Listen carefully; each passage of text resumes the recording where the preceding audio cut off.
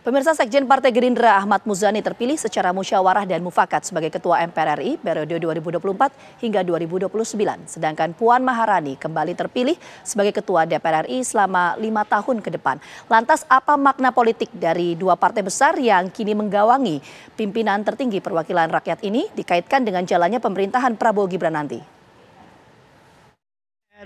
Saudara Haji Ahmad Muzani dari fraksi Partai Gerakan Indonesia Raya.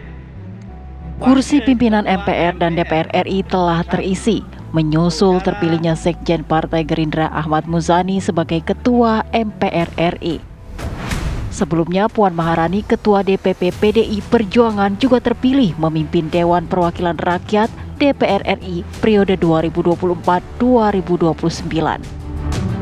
Terpilihnya kembali Puan sebagai Ketua DPR dianggap amat wajar, sebab partai berlambang banteng itu, PDI Perjuangan, adalah pemenang pemilu alias pemilik kursi terbanyak di Senayan. Agenda kenegaraan yang penting setelah ini adalah kita akan segera melakukan tugas konstitusional kita yang penting, yakni melantik Presiden dan Wakil Presiden hasil pemilihan umum 2024 tanggal 20 Oktober hari Minggu yang akan berlangsung itu.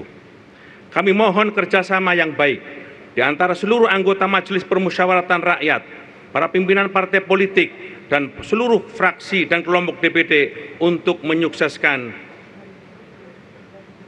pelaksanaan pelantikan Presiden dan Wakil Presiden hasil pemilihan umum 2024 yang akan datang.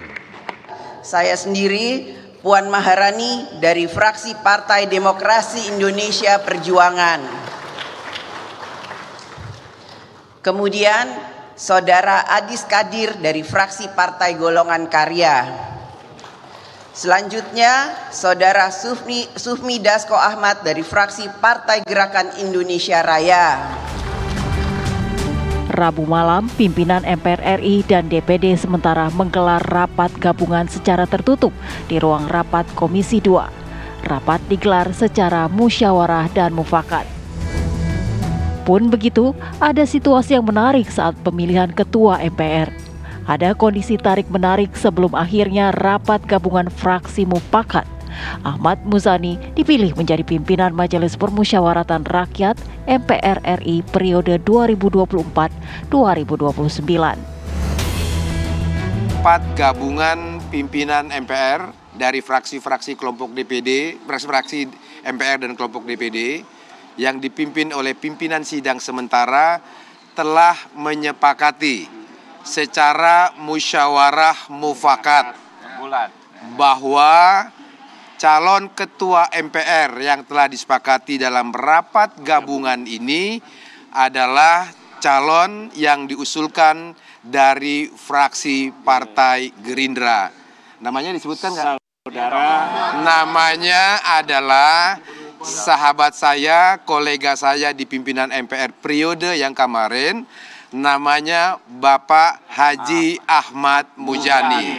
Alhamdulillah. Beliau akan didampingi oleh 8 para wakil ketua MPR yang telah ditetapkan oleh masing-masing fraksi-fraksi partai politik di MPR.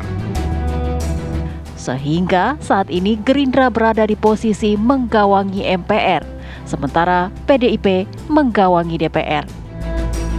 Lantas apa target dua partai yang para elitnya berada di tampuk pimpinan tertinggi perwakilan rakyat dalam masa pemerintahan Prabowo Gibran itu nanti? Tim TV One mengabarkan.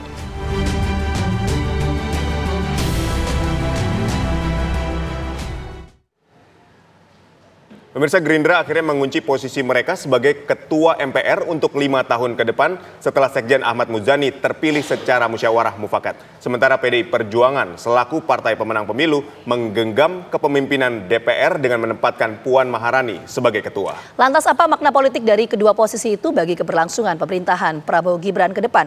Untuk membahasnya sudah bergabung bersama kami pakar politik UNAS Slamet Ginting dan juga pakar komunikasi politik Emrus Sihombing. Selamat petang semuanya, kita menuju ke Bang Slamet terlebih dahulu. Bang Slamet, selain karena memang aturan yang berlaku ya di Undang-Undang MD3, tapi kenapa kemudian dua partai PDI Perjuangan sebagai pemenang Pileg ini mendapatkan kursi Ketua DPR dan posisi MPR dijabat oleh fraksi Partai Gerindra? Bagaimana kesepakatan yang terjadi di antar elit partai politik ini? Ya, ini adalah hasil kompromi politik dan nyaris tidak ada konflik, sehingga yang dikedepankan adalah konsensus politik yang menjadi titik temu di antara 8 partai yang berhasil masuk ke parlemen. Nah, memang kalau menurut Undang-Undang MD3 itu yang menjadi pimpinan atau ketua DPR adalah partai pemenang pemilu legislatif. Dalam hal ini PDIP yang meraih 110 kursi yang memimpin parlemen. Jadi menurut saya wajar dan tidak ada dinamika karena kita belajar barangkali dari hasil-hasil pemilu sebelumnya di mana ada rencana perubahan-perubahan Undang-Undang MD3, bahkan waktu itu ada perubahan, dan ini kan isunya awalnya akan ada perubahan di mana PDIP tidak bergabung dalam koalisi Indonesia Maju Plus. Tapi dengan adanya pertemuan-pertemuan atau komunikasi politik yang terjalin dengan sangat baik, sehingga terutama bisa terlihat pada upacara 1 Oktober di Monumen Pancasila Lubang Buaya, Hari Kesaktian Pancasila, di mana Puan Maharani berjalan dengan Presiden Joko Widodo dan juga Presiden terpilih Prabowo Subianto. Di situ sudah kelihatan bahwa firm tinggal ketok palu saja, dan hasilnya memang seperti itu. Nah, yang menarik adalah ketika ketua MPR-nya justru bukan Golkar yang meraih suara kedua, memiliki 102 kursi, beda 8 kursi dari PDIP. Nah, berarti di sini ada pertarungan politik di MPR, di mana komposisinya adalah satu ketua didampingi 8 wakil ketua, artinya 8 yang masuk di parlemen dan 1 dari DPD.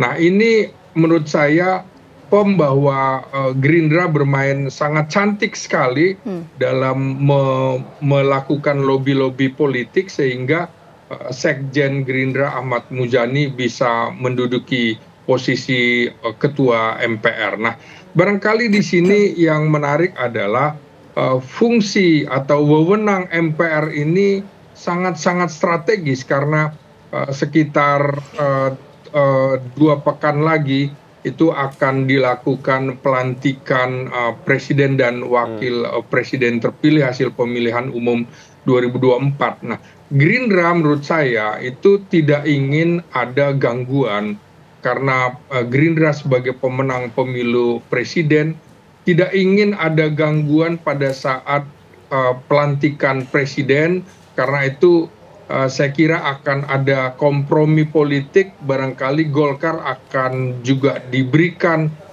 kursi yang cukup banyak di kabinet sebagai kompensasi Golkar tidak menjadi ketua MPR. Di sisi lain, menurut saya yang harus juga dikemukakan, dari DPD yang muncul adalah Archandra Supratman yang merupakan anak dari Menkumham yang itu juga kader Gerindra. Berarti ini dalam diri Archandra ini ada separuh Gerindra, sehingga Gerindra cukup dominan, strategis mengepung atau mengunci posisi-posisi elit di MPR, begitu. Baik. Saya kutip sedikit pernyataan dari Bang Slamet ke Bang Emrus bahwa Gerindra ini bermain sangat cantik. Kita lihat bahwa yang menjadi presiden terpilih dari Gerindra, Pak Prabowo Subianto, kemudian juga yang menjadi ketua MPR adalah Sekjen Gerindra, yaitu Pak Ahmad Muzani. Nah, Anda melihatnya seperti apa? Apa maknanya untuk pemerintahan Prabowo Gibran ke depan dengan posisi MPR dikuasai oleh Gerindra, dan kita tahu bahwa di presiden juga ada ketua umum dari Gerindra. Silakan Bang Emrus. Baik, terima kasih. Ini bukan persoalan permainan cantik dalam politik, sebagaimana dikatakan oleh Bang Slamet Ginting. Tetapi ini adalah suatu keputusan kenegarawanan yang dilakukan oleh teman-teman di MPR. Bukankah pernah terjadi pemilihan pimpinan MPR kita? Itu terus terang. Itu adalah MPR kita pada saat itu tidak pantas diberikan nama MPR. Karena MPR itu basisnya adalah Majelis Permusyawaratan Rakyat. Permusyawaratan. Masa ketua MPR DPR kemarin yang lalu-lalu itu di voting, itu tidak pas. Oleh karena itu apa yang dipertontonkan oleh teman-teman di MPR menunjukkan mereka menjaga marwah daripada Majelis Permusyawaratan Rakyat. Saya garis bawahi kata permusyawaratan. Jadi mereka berhasil menemukan suatu kompromi-kompromi politik yang merupakan suatu musyawarah sebagai lembaga tertinggi yang dilabeli istilah musyawarah mereka lakukan dengan baik. Sebagaimana dikatakan oleh saudara Ahmad Basara, ini adalah hasil musyawarah bersama, tidak ada lonjong. Golkar yang tidak ada sebagai ketua di legislatif kita, mereka tidak mengatakan sesuatu apapun kecuali mereka menyetujui atas dasar musyawarah.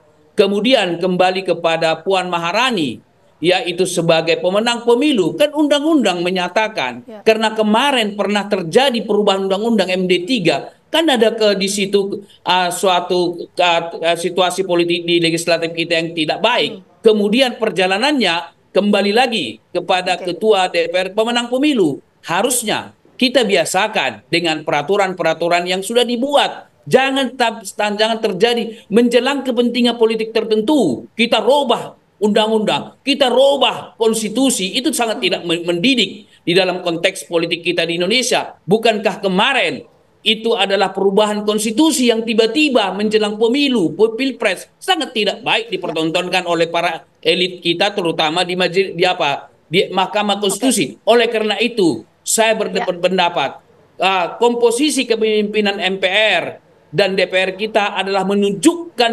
kebersamaan dan akan terjadi stabilitas politik yang baik di Republik ini.